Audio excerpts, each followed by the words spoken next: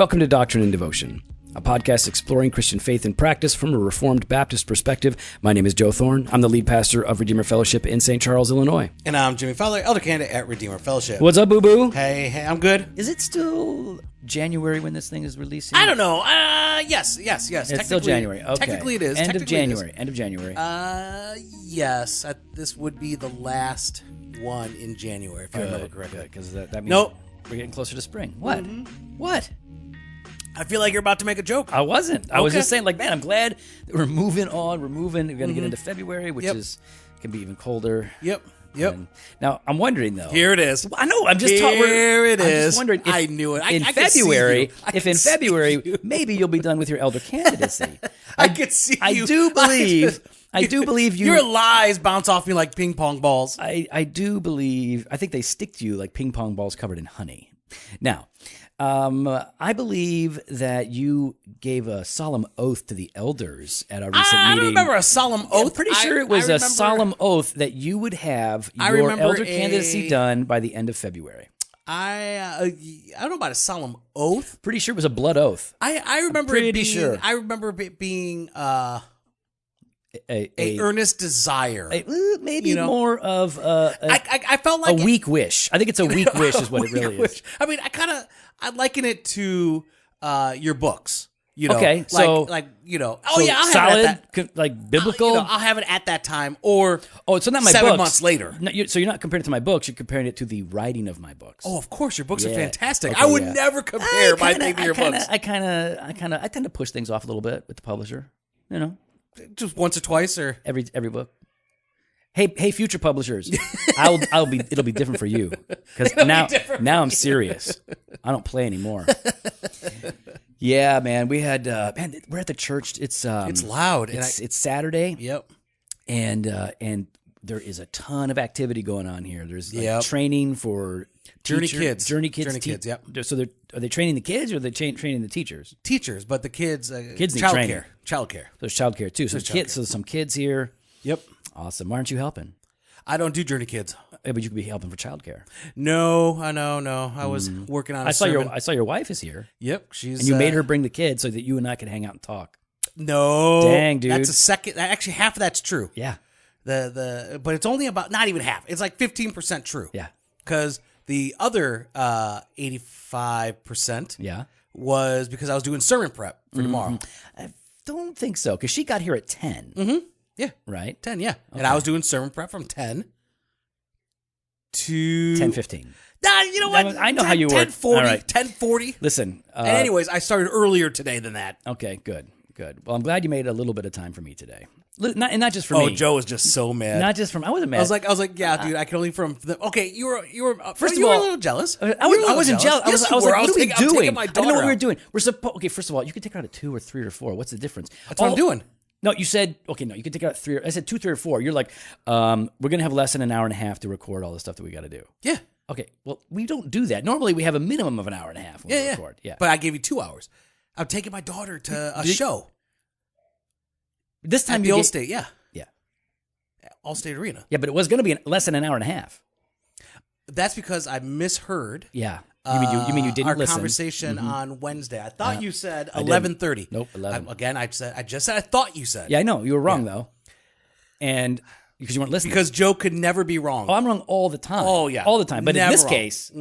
The only reason why in this case you could say that is because it wasn't on text. No, because I know. If it was in text, then you would say, no. And then I would point it out and be like, oh, okay, I guess I'm wrong. No. But Joe will not admit he's wrong unless you could show him in a text Yeah, I make message. you show me, for sure. You make you show. Even if I know that I'm wrong, I won't admit it till you show me. That's right. Yeah, that's how I do it. Exactly. That's healthy. Yeah. No, it's not healthy. All right, so we're getting back into The Gospel and Kingdom by Graham Goldsworthy. Great little book, great introduction to biblical theology, focusing on the Old Testament and how to make sense of it. And so today we're hitting chapter 4, maybe chapter 5. We'll see how it goes. Yeah, we'll see how it goes. I think we're just going to hit chapter 4. Because we're not going to do every chapter in this book. We're going to do. And some people have been asking. So when I say some, annoying one people. person asked me. little baby heads. No, are one asking. person had asked, hey, is there kind of a, like, what should I read up to is kind of what they were asking. Like, hey, what should I read to prepare for the next thing, you know? So it's good to kind of have an idea. Okay, so here's the thing. We don't know what we're doing. We're just kind of making it up as we go. We've read the book, and it's really good, but we're just going to hit some of the key chapters. So we'll hit 4, we'll hit 5, we might hit a couple of others. We want to get you guys into it, right? We want to get you guys into this stuff and reading more, and we'll do some other books as well. So today we're in chapter 4. It's chapter 4, biblical theology and the history of redemption. So the emphasis this time is on the history of redemption. And so when we're starting out here, Goldsworthy revisits this idea of biblical theology and what it is, but this time he is showing us again the distinction between what? Well, the distinction between he would call Christian doctrine and biblical theology, right? Right. And so, what is Christian doctrine? Oh, Christian doctrine, like a systematic theology, I think, is a way people would understand that probably clearer, right, than what he's talking about there. And so, it's that gathering of. Actually, he talks about it right here. 45, yeah. It involves a systematic gathering of the doctrines of the Bible under various topics to form a body of definitive Christian teaching about man, sin, grace, the church, sacraments, ministry, and so on. He means ordinances right there. That's okay. Ordinances, ministry, and so on. Right. And so they obviously Goldsworthy is obviously is a fan of systematic theology. We need systematic theology. But it is different from biblical theology. And so in what ways is it different? Well, it's different in how we get to it, and it's different in its makeup, right? So systematic theology forces us to work with biblical theology and hermeneutics, right? Understanding the story of Scripture, the revelation of God, this progressive revelation. But then we've got to, in a sense, he says we've got to transform it, right? And that doesn't mean changing it. It just means arranging it in such a way that we can make sense of particular topics and subjects, right? So the Bible doesn't organize itself like a systematic theology. Boy, that would make it much easier to interpret. Oh, yeah. Everybody would be reformed. But it's revealed progressively through narrative and all these different genres. And so then the systematic theologian then has to organize, systematize, summarize, and other kinds of izing to make it. I got it. I was going to say it too. I was going or other izing. So that's what it is. You really can't get to systematic theology, at least you can't get to a good systematic theology without biblical theology. And if you have biblical theology, then you should be compelled to develop a systematic theology. And the danger is, and I've seen this before, where you'll read a systematic theology, and I'll even call out somebody. So, but I'm not going to call out who you think I'm going to call I didn't think it was going to. But you thought I was going to call out one particular No, I wasn't. modern systematic theologian. No, I did not. Air quote systematic theologian. Air quotes. I'm not talking about that guy. So I love Charles Hodge's 3-volume systematic theology. It was the first Systeo I ever got. Got it in 1992, and it was so big, and I started reading it, and I loved it so much.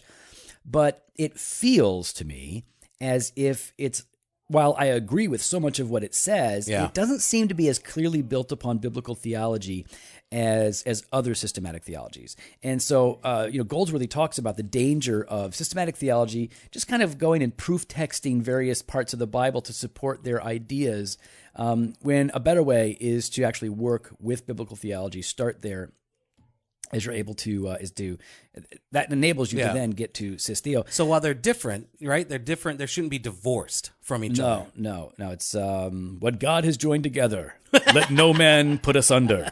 Now, on page 45, he talks about biblical theology, and you were talking to me about this earlier. Biblical theology being dynamic. You want to read that? Yeah, sure. It's the first full paragraph, starting at page 45 there at the bottom. Biblical theology, as defined here, is dynamic, not static. That is, it follows the movement and process of God's revelation in the Bible. It is closely related to systematic theology. The two are dependent upon one another, but there is a difference in emphasis.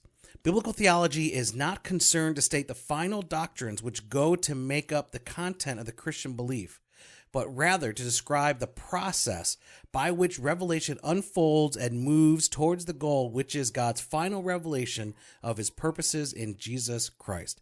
Biblical theology seeks to understand the relationships between the various eras in God's revealing activity recorded in the Bible. The systematic theologian is mainly interested in the finished article, the statement of Christian doctrine. The biblical theologian, on the other hand, is concerned rather with the progressive unfolding of truth. It is on the basis of biblical theology that the systematic theologian draws upon the pre-Pentecost text of the Bible as part of the material from which Christian doctrine may be formulated. Okay, so but it would be pre-Pentecostal as well because Pentecostalism became I know. So you still could have read it that way. All right, so the two things here that we see is that biblical theology, when he says it's dynamic, it's not static. It's following this movement, right? This progression, this unfolding drama of God's grace.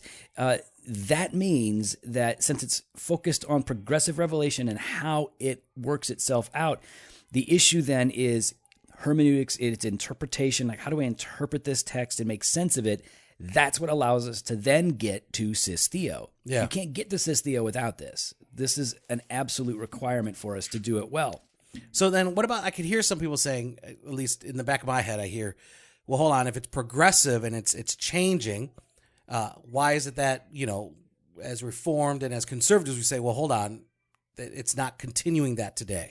Yeah. Well, one, we would say it's not changing, but it is a truth that is revealed. And he does a good job talking about this, how the truth of God is revealed, and it has peaks and valleys of revelation, right? So it's not just this one steady stream of increasingly clarified truth, but that it's more of this up and down, peak and valley sort of a thing, where God is manifesting himself, revealing himself, his plan, his work. And we would say that unfolding of the history of redemption is leading somewhere, right? It's bringing us to the revelation of Jesus Christ, his person, his work, his life, death, resurrection, ascension, the establishment of his church, and then the promised end where we have a resurrection and a new heaven and new earth. And the argument about, well, has revelation ceased is in and of itself a different argument than biblical theology. Okay. So, it's like and that would be a different topic. And we should actually probably talk about, is the canon enclosed? Yeah. That would be a good one. We got some good books to recommend on that too. But I would just say in short that we do believe that with all Protestants historically, that the canon is closed, that God has revealed himself in 66 books, that we hold these to be the Word of God, and there is no more revelation as we... Something new, refreshing, as some people the would revelation of God is complete. Now, does that mean... the thing is, people trip over this idea, well, can't God reveal himself to me in nature, and doesn't God reveal himself in nature? Like, well, yes, but we're talking about special revelation, a word from God that has authority, that would bind believers. And that revelation is now complete after the writing of Revelation. So we have a complete canon. That is our authority. And this doesn't mean that God can't teach or lead or quote, end quote, reveal things to you as you're praying or reading the Bible. But that revelation is more a reminding you of what is in Revelation. Already in there. It's not in contradiction or on top of. Yeah, it's not in contradiction or not in addition to. I think both, Yeah, that's right. Oh, okay. I thought you said or. No. Did you say or? Yeah. It's not this or that. And/or. But it's got to be and/or, yeah. Yeah, and/or. And/or is the way to say it. /or. That's right. All right, good. Well, I'm glad you finally... I came around. You changed my mind. Okay, so you were wrong. Okay, good. Yeah, Yes, good. I'm always wrong. Good. So, all right. So in this chapter, though, he's getting to the history of redemption specifically. And he says on 46 in that first section underneath that new section, the history of redemption in the kingdom of God, it says, "We have seen that the Old Testament is not a mere textbook of the history of Israel as we understand it today, but a theological history. How can we characterize this history so that we are able to see the real unity within it? I suggest we look at the Old Testament as a history of redemption. In other words, the key to the Old Testament is not the part Israel plays. This is really important. It's not the part that Israel plays. The key to the Old Testament is the part God plays in redeeming a people from slavery and making them his own. This is the key. This is what is building the kingdom of God, which is his end goal, right? To have a kingdom without end, where his people worship him in spirit and in truth. They are redeemed, and he is reigning. And so, the history of redemption is the theological history of the Old Testament, working towards this end. And that's going to, he says, this is what's going to not only provide a structure for the Old Testament, but it is the goal itself. It shows like a process to that goal, right? Right. It shows how God has been revealing himself and intervening in the world, this history of redemption that culminates in Jesus Christ. Right. And so that sort of intervening and revealing is the progressive aspect of the history of redemption. So he actually gives us like three aspects of or features of the history of redemption. And starting on page 47, the first one is what you were just talking about, Jimmy, that it is progressive, right? Oh, absolutely. That is that is easy to simply by comparing the light which the patriarchs Abraham, Isaac, and Jacob had on God's purposes with the understanding possessed by a post-exilic Jew who could draw on Moses and all the prophets. So when we look at the Old Testament, we find the full light of the gospel and all its implications are expounded. Central to this gospel is the kingdom. Right. So, and if people are reading along, sorry, I jump when I it was like New Testament, Old Testament, but yes. So you as you were reading, the revelation of God to the patriarch is then held onto and understood by Jews much later on, and so by the time we get to the New Testament, all of it really starts to come together. That's right. In this beautiful picture. Now, here's an important thing. We were talking about this earlier. Yeah. The second paragraph on that section says, does this mean that truth was rather dimly understood at the start and became brighter at the coming of Jesus? And he says, not really. Yeah. The idea of a gradual, quote, dawning of the light, end quote, is useful to a point, but it does not explain what appear to be important peaks or climaxes within the process. What we find is a series of stages, each self-contained, each coming to a climax, leading in turn to a new stage. The emphases given to certain events and people historically and theologically direct the reader's attention to such climaxes. So it's a progressive revealing of God throughout the Old Testament about this redemption of a people, but it's not a super slow, gradual dawning of light that is consistent. There tend to be ups and downs. And then secondly, the second feature is that the history of redemption is incomplete without the New Testament. You can only understand so much by reading the Old Testament. If you divorce it from the New, then the fulfillment of the promises of God can't properly be understood, because the way that God fulfills his promises is oftentimes very unexpected. You know, it's not very orthodox. Sometimes the way that kind of the established expectation, God does it in a different way.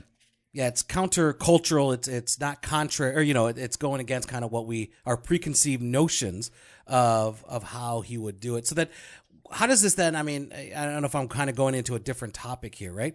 But I mean, as we kind of share in some regards a history with the people of God, with Israel, right? And so for them, the Old Testament is kind of that standard. That's where they're at, right? And so how then, I guess, how do you reach or talk to a people that does not recognize the authority, I guess, of the New Testament? Well, I think what you're talking about, him, he gets into on page 48, and it would be the first full paragraph, because this issue of recognizing the New Testament to be that by which we interpret the Old is critical. Yeah. To understanding biblical theology, God, the gospel, the whole thing. He says here that Christianity does not differ from Judaism by asserting that the Old Testament is incomplete. Judaism also recognizes the future hope of prophecy, which remained unfulfilled until Old Testament times. So everybody seems to be able to recognize, well, the Old Testament isn't complete. There is something else. There's a hope. There's a future hope that we are anxiously waiting for. And he says some, both Christians and Jews, have tended to lose sight of a future messianic fulfillment and have thus reduced the Old Testament to a code of morals encased within an interesting but rather irrelevant era of ancient history. The essential difference between the two faiths lies in how the completion of the hope of Israel is brought about. According to the New Testament, it is the Christ event which brings this hope to its appointed goal. Judaism, on the other hand, rejects Jesus of Nazareth as the awaited messianic fulfiller and looks for other ways. So I guess what I would say is if somebody is saying we don't need the New Testament to understand the Old, I would like to know how how they know that. How do they know they don't need the New Testament to interpret the Old? So clearly they've read the New Testament. Yeah, I think that's what you're trying to get is like, obviously they have not, right? Like, is that what you're saying? Because it seems to me that you can draw conclusions about what is meant by the Old Testament, but how can you know what some of it means without divinely inspired authors telling you what they mean? When our conclusions are likely to be wrong, just like many of the Jews of Jesus' day were wrong. I mean, Yeah. I'm preparing to, I'm done now, but I'm getting ready to preach a passage out of Luke 7 when John is, hears about what Jesus is doing. He's in jail, and John the Baptist is like, "Hey, Jesus, are you the one? Yeah, you for real? Or should we look for somebody else?" Now, it doesn't make sense because Jesus is doing a whole heck of a lot. Yeah. Raising kids from the dead, raising people from the dead, healing, preaching. And so the only reason why that sort of a question would be asked is because of a misunderstanding of the promises of God in the Old Testament. And so what does Jesus do? He interprets what he's doing in light of what the Old Testament promised. And he goes, so this is how you know. In other words, I'm saying, without the New Testament, we are likely to get the Old Testament wrong. I think that's what Goldsworthy is ultimately saying here. Not all of it, but much of it. And then ultimately, kind of like what you're talking about, he says, thirdly, the history of redemption is to be interpreted. Right. And so when we look at the Old Testament, and as we read the Old Testament, or we read the Old Testament, we are interpreting it through the lens of the New. Right. Yeah, that's where we have the clearness of Christ in the gospel. And so he says if it's going to be interpreted, he says the method which biblical theology requires is we begin with the New Testament. To understand the Old, we start with the New. That's where we get the clarity on the gospel. The New Testament drives us back to the Old Testament because it everywhere presupposes that the Old Testament as the basis of the gospel. So the New Testament at no point dismisses the Old.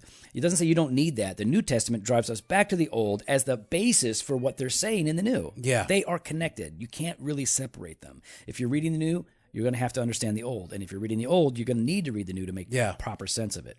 And then what? That the New Testament establishes for us that the Old Testament involves promise and hope of a goal which is fulfilled in Christ. It thus directs us to take account of the dynamic, the living process and movement of the Old Testament, which leads us on to the Christ of the Gospels. Because the New Testament declares the Old Testament to be incomplete without Christ, we must understand the Old Testament in the light of its goal, which is Christ. Jesus is indispensable to a true understanding of the Old Testament as well as the New. So on one hand, like I know an Old Testament scholar, and he's brilliant. He's really smart, obviously, right? Obviously. I think if you're going to be an Old Testament scholar, you would be, or you should be. And but I'm pretty sure he would say, I'm fairly confident that this guy would say, I don't need to read the New Testament to make sense of the Old. And so there are people much smarter than me, and probably just as smart as Goldsworthy, who would disagree with this. What we're basically saying, though, in its simplest form is to make full and proper sense of the Old Testament, you have to have the New. Yeah. And you're not going to make full and proper sense of the Old Testament apart from it, because the New is the authoritative interpretation. And not only that, it also models for us a way of interpreting and applying the text today. In fact, at the end of this chapter, there's a section by Goldsworthy called "Applying the Text to Today." Mm-hmm. He says all this is of interest because it opens the way to making the biblical text applicable to ourselves. Biblical theology shows us this kind of a bridge that we need to overcome. It's a gap between the text and the modern Christian. Yeah. Because he's already talked about this. Yeah. Whether it was written, 1,000 years ago, 2,000 years ago, or longer. There's cultural, historical gaps between us and then. So how do we apply this to ourselves? He gives us 3 steps, right? Yeah, 3 steps. I mean, he talks about exegesis, then hermeneutics, and then application. And these are steps that, not just for applying to ourselves, but even for as we're sharing the gospel with our kids, right? Like during family devotions, as we're preparing for children's ministry or Bible study or Sunday school, preaching. whatever it is. This is a tool that, I mean, it should be part of our everyday devotional life. Because you listen, you're going to mishandle the word if you aren't working with the original text and going through the work of exegesis, but then working with exegesis, working with the text, hermeneutics, interpreting the text by means of a biblical theology, understanding what God is doing in revealing here, and then that of homiletics, applying that to people living today. And so he's got a little summary of each of these. I thought it'd be good if we read these. Sure. Exegesis. This is the term used to refer to the business of finding out what the text originally meant. Before we can ever show the relevance of any part of the Bible, we must know what its author intended to convey to his readers. That's always the first place, right? Always. What is the original intent for the now? What's the setting? What's the situation? What is there? Is there some sort of controversy? Especially as we talk, about Paul's letters, right? Right. Is there some sort of controversy? Is there an issue that he's addressing? Is he trying to support? Is he trying to encourage? What stage of life is he in? What's going on in his situation? And that that gets into some other area issues that might be a little complicated for this episode, but. So what was the text originally meant by the author, and how much did he understand? Did he understand all the ways in which God would unpack what he meant? Okay, well, probably not, right? Yeah. I mean, so Moses is writing some things down, Solomon's writing some things down, and he has a particular meaning. But what he may not know is that God's going to unpack that further, in ways that he's just not aware of. So that's why we're going to need that New Testament. Hermeneutics. The hermeneutic or interpretive process is concerned with showing how the ancient biblical text has general relevance here and now. This book is mainly concerned with this stage and seeks to show how interpretation depends on the structure of the revelation of the Bible. So hermeneutics is, for Goldsworthy here, it is the process by showing how what the Bible says is connected together and then, relevant to us today. And then finally, application. The general application of the text is turned into specific application to the life of the reader or hearer. Homiletics, preaching, is one such method of application as the preacher brings the meaning of the text from its original meaning, exegesis, through its general Christian interpretation, hermeneutics, to its specific way of addressing the congregation. Yeah, that's good. So it's almost like what's at stake here? So what? How should we respond or change or confess, in light of what we have heard? One of the ways that we do this, we work hard at this at Redeemer, and we have to work hard at it because most of us, I don't think, are naturally good at application. Oh, yeah. It's like we get the theology, and we might get one thing to apply. Yeah. So we have to work really, really hard at it. And so we do. And so one of the things that we do is we talk about application and implications. Yes. Right. So, because that kind of just turns it a little bit so that we're able to say, like, okay, because when you think application, how does this directly apply to my life? Well, before you can answer that, sometimes you have to say, well, what are the implications of this text? If this is true, then what might this require of me to believe? What does this require of me to believe? Yeah. Or to do, or to stop doing. So just talking about it in terms of implications can be helpful. And one of the things I just shared it with the church last week. I talked about these three aspects of application that we ought to be pressing into. And you've heard it said before, like head, heart, hand, right? So you want the truth that you're looking at in Scripture. You've done the exegesis. You've done the biblical theology. Now you're trying to apply it. And so people would say, like, how does this impact your head? What you know, your heart, what you feel, and your hands, what you do. The way that Jimmy and I are talking about it a lot these days, because we're doing it better. Yeah. Well, yeah. Yeah. Come on, I don't know we do it better. Come on now, it's okay. It's okay. All right, they all do start with the same letter. Oh, that shows how good we are. That's because we're Baptist. Baptist. So So think about it like this, and I think the word choice is going to help you guys. So when you're doing application, head, heart, hand. Think about it like this. Instead of head, heart, hand, think confidence, conviction, and conduct. Yeah. Right. So we say confidence instead of head because it's not just what you know. It is what should you know that will give you confidence before the face of God, or confidence and surety in your life right now. What should you have faith in? Right, faith in. And trust and belief and hope and yeah. Yeah, I mean, this is not about amassing head knowledge or memorizing principles. That might be a part of it, but it's a small part of it. This should actually give you a sense of stability. So confidence, right? Confidence based on the doctrine you have come to know. And then conviction is what you should be feeling, the stirring of your affections. Does this create within you a holy zeal? Yeah. Do you love? A passion. Right? Or are you moved to hate?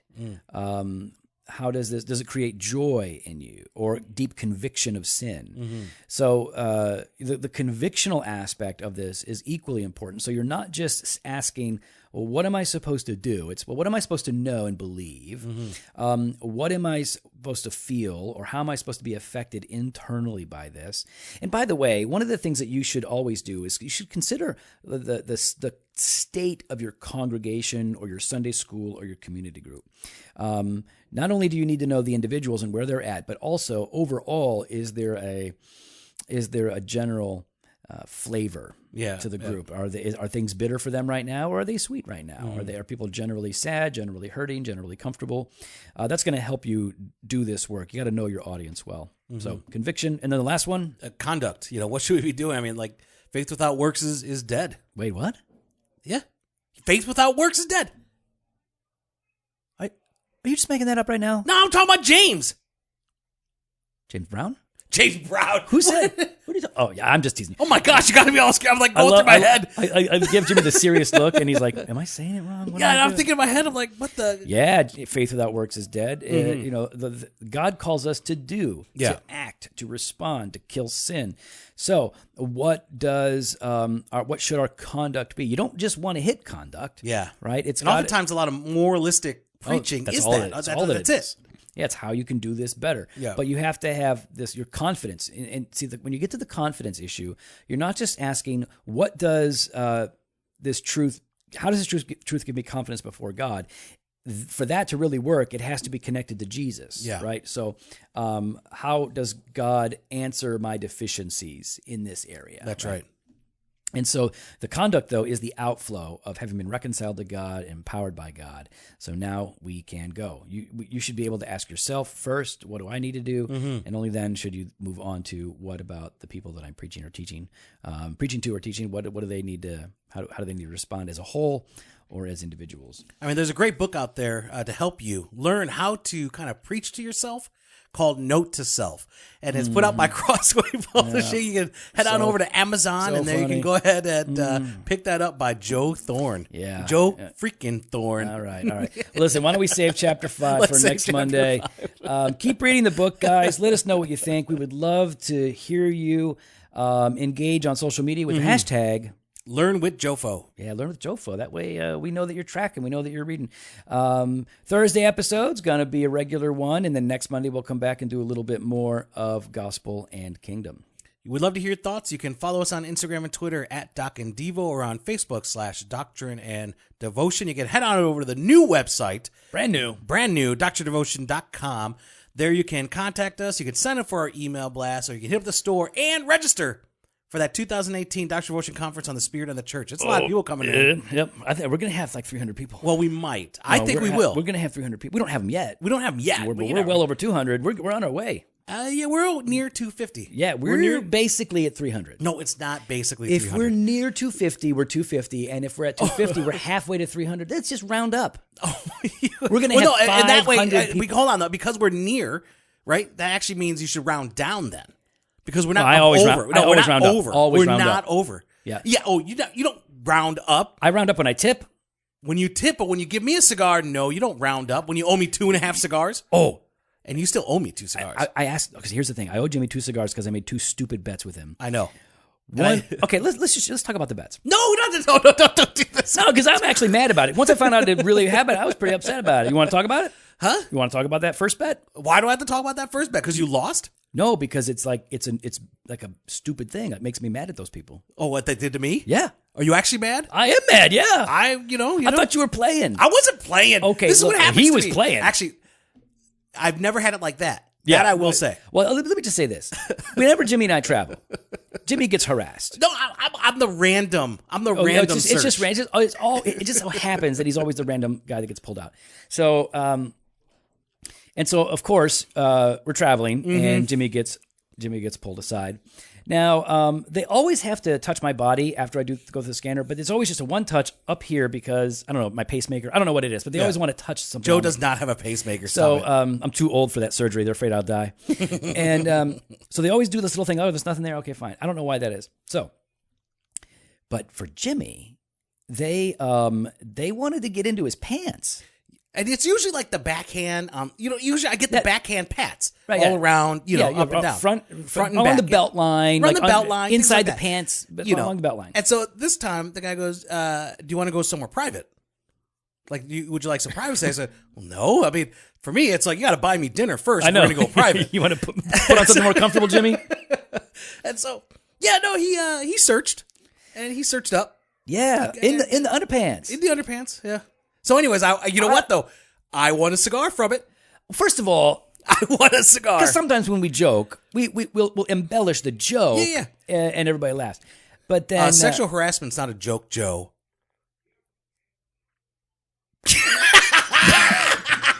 I got him right there because it's not a joke. I'm just debating whether or not to use the hashtag. I'm not going to.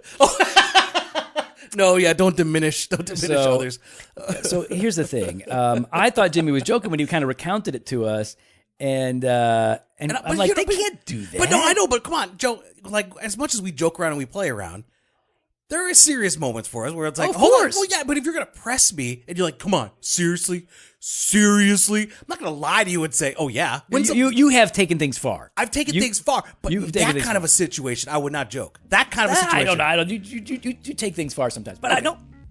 Either way, you were wrong. And I didn't even have to look it up because you just said, no, I'm telling the truth. So that's why I don't feel like I need to look it up. So anyways, here's the thing. Mm-hmm. You know what they have? What's that? At La Vida? What? They have... Oh, what about the second one? The double or nothing? I don't remember what that one was, but they have Liga number 9s, tubos. I'll take two of those. Yeah, I'll take two tubos. Yeah, that's what I'm going to get for you. All right. Fresh Pod every Monday and Thursday. We got blog posts on Wednesdays, some video content on Fridays. No, don't even say it because we don't get it on Friday. So just expect some video content. Coming soon. Yeah. Ish. Right. Not today, though, because Jimmy's got to go on a date with his daughter. Oh, I'm sorry. I'm taking my daughter out. I feel so bad. All right, later. Bye.